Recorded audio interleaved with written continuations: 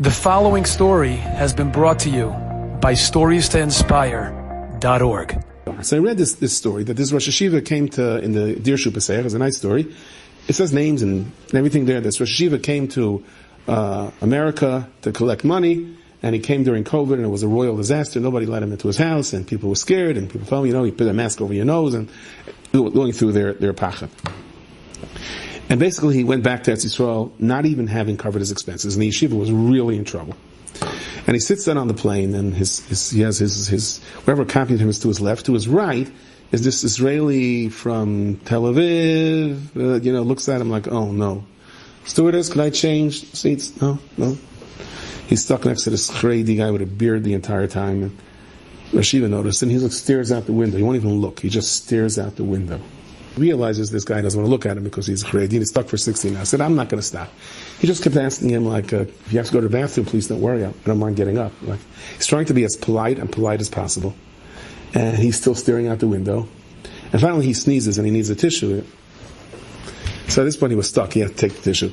And so he's really nice to him. He's really, really nice to him the entire time. And then when he breaks the ice and they start schmoozing, and they're talking back and forth and back and forth. Finally he tells him, my father's not well, and Rashiva gives him a bracha, and he asks him which hospital he's in. He says, yeah, he's not getting the service that he needs. I heard the Chredim, they have these inside things, they get appointments, where anyone else get appointments. And he goes, so the Rashiva told him, anyone that's doing it will do it for anyone. Why don't you give me the information and I'll give it over to the Askanim. Yeah, but you know who I am? I'm a professor at Tel Aviv University or whatever. He says, I'm sitting next to you on the plane. You tell me your father's not well. I know who the Askanim are. Give me your number. I'll see what I could do. Anyway, they exchanged numbers and they had a relationship. And to make a long story short, when his father eventually passes away, Rashiva goes to Menachem Avo, and they're talking for a while. And he tells the Rosh Hashiva, tell me, I'd like to do something in the memory of my father. Does your yeshiva need money? My yeshiva needs money? He says, I really didn't come here for money. He said, I believe you. So he said, why don't we talk about it after the Shiva? He said, no, I want to talk about it now. He says, I'll tell you the truth, our furniture is falling apart. We're trying to get someone to redo the tops of the chairs so boys don't fall through. So he says, you want covers for your new chairs? He says, I'll buy you new chairs. And the new chairs need new tables. He says, I can swing it.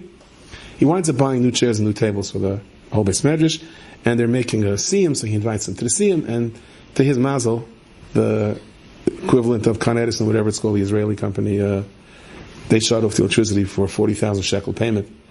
So he didn't want to make it look, he was embarrassed. So they went to a different room, like a little hall on the side, which also belonged to the yeshiva.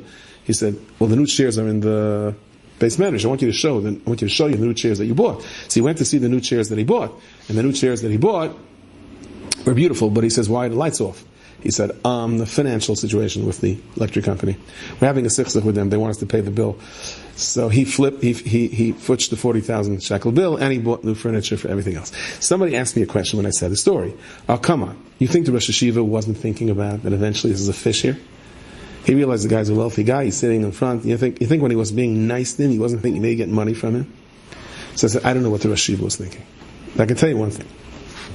Go back to this morale. Maybe in the back of his mind he was thinking he's a potential donor. But it would have never worked if there wasn't enough of a percentage in his heart of him really wanting to help him. Of him really feeling that, really caring for another year. It's not a stira that in the back of his mind he was thinking maybe I can get some money from him. And the litmus test would have been, or did I read the Rashiva himself said, if I wouldn't have got a penny from him, I wouldn't have regretted in any way what I did for his father. Enjoyed this story? Come again. Bring a friend. StoriesToInspire.org